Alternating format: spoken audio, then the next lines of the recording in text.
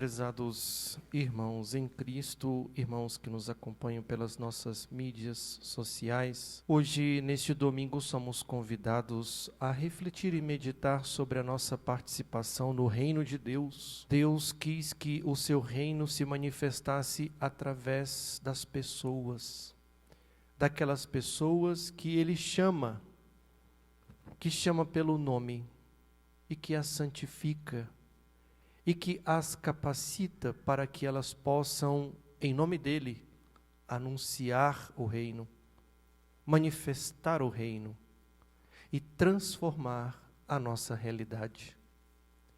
Ninguém de nós que está aqui participando desta Eucaristia está fora deste projeto. Por conta do nosso batismo, nós fomos chamados pelo Senhor. E este chamado significa e se traduz numa vida concreta, cristã, onde, através dos valores cristãos, das virtudes cristãs, nós manifestamos o reino de Deus. Na segunda leitura de hoje, tirada da carta aos Efésios, esta belíssima carta, São Paulo descreve para nós todo o movimento de amor de Deus por nós. Um movimento que vem da eternidade e que transforma o tempo, a realidade, transformando toda a realidade a partir agora de Cristo Jesus, o bem-amado, o Filho, onde todas as criaturas agora, com Ele, se salvam porque são santificadas e que participam então deste desígnio do Pai. São Paulo nos diz: foi Deus que nos escolheu. Não foi qualquer pessoa que nos escolheu, foi Deus que nos escolheu. Foi Deus que nos santificou para sermos irrepreensíveis sob o seu olhar no amor. Aqui vem a primeira noção de que a experiência cristã, ela é plena quando nós amamos.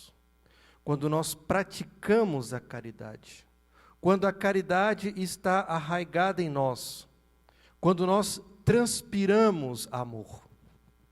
É assim que nós então participamos desta nova realidade plasmada por Cristo Jesus. Paulo continua a dizer, ele nos predestinou no seu Filho. O desejo divino é que nós, ao sermos santificados, estejamos com Ele na vida eterna. O que pode acontecer neste projeto de Deus, ele não se realizar, já que nós estamos predestinados? A predestinação não mata a tua liberdade. Se você não quiser viver o amor, se você não quiser viver a experiência em Cristo, se você mesmo sendo santificado, não assumir aquilo que você não vai completar a realização e se tornar pleno. Não porque Deus falha, mas é porque você, na tua liberdade, escolheu optar não pela plenitude, mas por aquilo que é temerário. É justamente esta noção que Paulo está apresentando para os Efésios e apresenta também para nós, a igreja. Paulo resgata a memória da Páscoa, da ressurreição do Senhor, ao dizer que foi por conta do sangue de Cristo que nós fomos salvos, libertados, que nossas faltas foram perdoadas, isto é, nós fomos redimidos. É sempre bom se perguntar, o que é viver como uma pessoa redimida? Não é viver com aprisionamentos mentais. Não é para ficar preso justamente a leis. Mas aquele que é redimido vive na liberdade da graça. Porque amar é possível. Porque transformar é possível. Porque viver esta novidade em Cristo é possível. É nesta liberdade que a graça se manifesta. Mas para isso nós temos que optar, nós temos que escolher, nós temos que querer viver esta experiência. Por isso Paulo diz a riqueza da sua graça, porque Deus derrama profusamente sobre nós.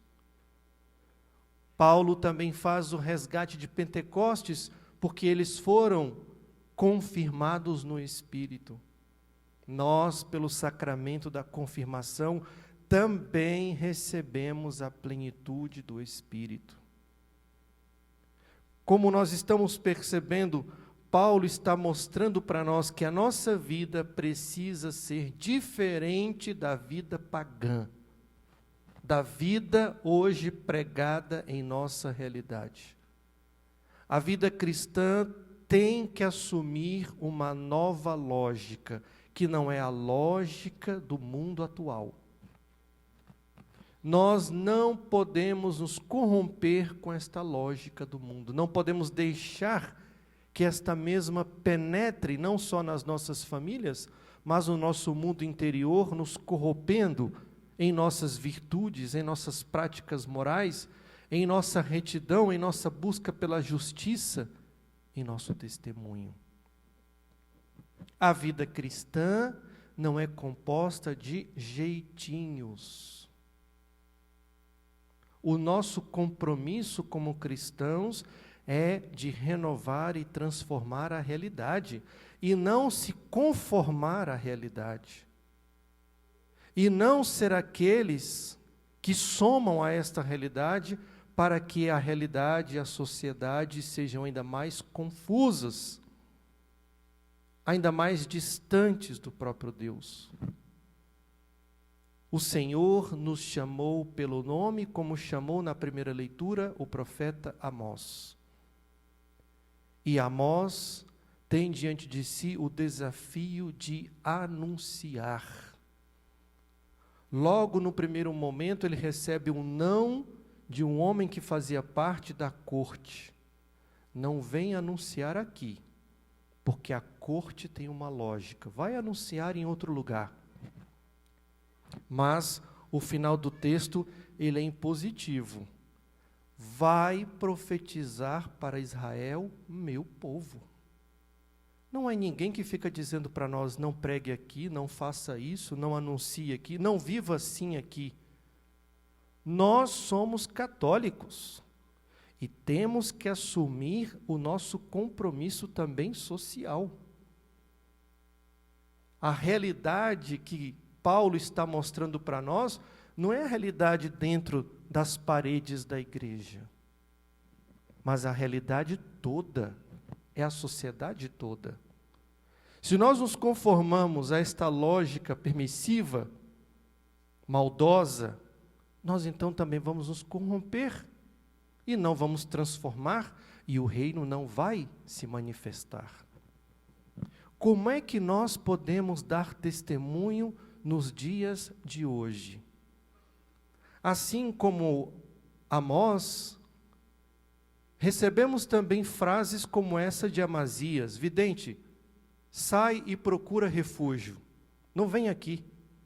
Existem muitos Amazias no dia de hoje, dizendo isso, dizendo aquilo outro, e nós nos conformamos a isto. Mas lembremos hoje de que Deus diz para nós: vai profetizar para o meu povo. O que nós vamos fazer? Nos conformar a esta realidade? Ou nós vamos obedecer a Deus para transformar as coisas e o reino se manifestar? Como nós podemos dar testemunho nos dias de hoje?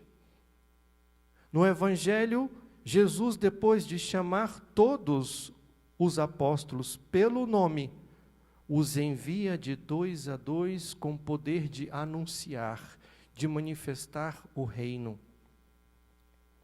E Jesus diz: não levem nada no caminho a não ser um cajado. Tudo aquilo que é citado aqui no Evangelho, sacola, pão, dinheiro, sandálias e túnicas, eram práticas da época. por conta das viagens que faziam a pé de uma cidade a outra. Era necessário levar 2 túnicas, porque uma ia se sujar no caminho com as poeiras das estradas. Era interessante levar pão, porque durante o caminho tinha que fazer a sua pausa para comer.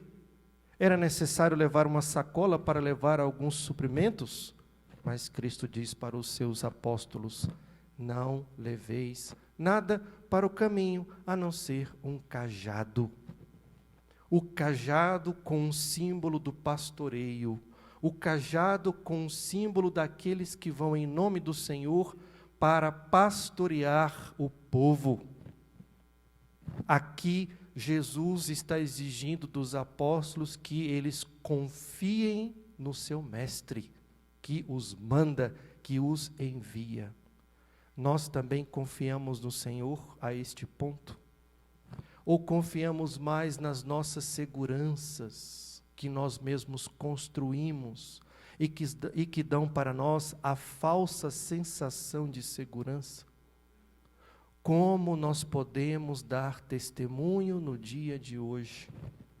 O próprio Evangelho continua a dizer: vão, entrem nas casas, anunciem a boa nova, falem com as pessoas para se converterem.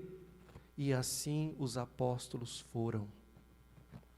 Como nós percebemos, o testemunho de cada época, ele muda de acordo com as demandas, com as necessidades de cada tempo. O nosso tempo exige pessoas que vivam a verdade. O nosso tempo exige pessoas que anunciem com suas próprias vidas e não simplesmente falem com boas retóricas. O tempo de hoje exige que nós vivamos as nossas virtudes e principalmente delas a caridade. É preciso assumir aquilo que nós somos. Se temos famílias, a família cristã precisa dar testemunho. Nós precisamos dar testemunho porque buscamos justiça, somos compromissados, buscamos a verdade, buscamos ser corretos. E isto deve resplandecer no nosso trabalho, nos ambientes em que estamos. Não podemos nos corromper com estas práticas e com estes jeitinhos, porque assim o reino de Deus não vai se manifestar. O testemunho de hoje é possível ser dado, sim, se cada um de nós, na oração, na fidelidade a Cristo e à Igreja, procuramos sim ser aqueles luzeiros em meio às trevas. Nós não podemos nos acovardar. O reino de Deus só se manifestará quando cada um de nós que está aqui e que está acompanhando esta Eucaristia assumir que é um instrumento de Deus. E o instrumento de Deus, ele acontece nas realidades de acordo com a vontade de Deus. Ora você vai ser instrumento de paz, ora você vai ser instrumento de amor, ora você vai ser instrumento de justiça, ora você vai ser instrumento de tantas outras coisas que Deus deseja. Mas é necessário que cada um de nós se comprometa com o reino, seja disponível ao reino, que se coloque como os apóstolos que, ao receberem o chamado, foram. Amós que recebe e foi. Paulo que fala para os Efésios, e os Efésios, a comunidade, busca viver estas realidades do Cristo ressuscitado, vivo no meio de nós.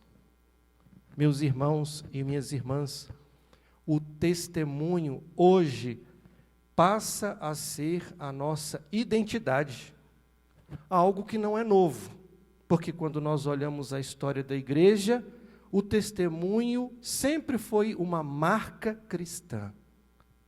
E testemunhar Cristo significa buscar viver como Cristo a sua própria realidade. Peçamos então nesta Eucaristia por cada um de nós, para que diante desta verdade que se impõe sobre nós, diante do nosso chamado, possamos responder com dignidade e vivenciar esta experiência que Cristo nos chama, manifestar o reino de Deus. Louvado seja nosso Senhor Jesus Cristo.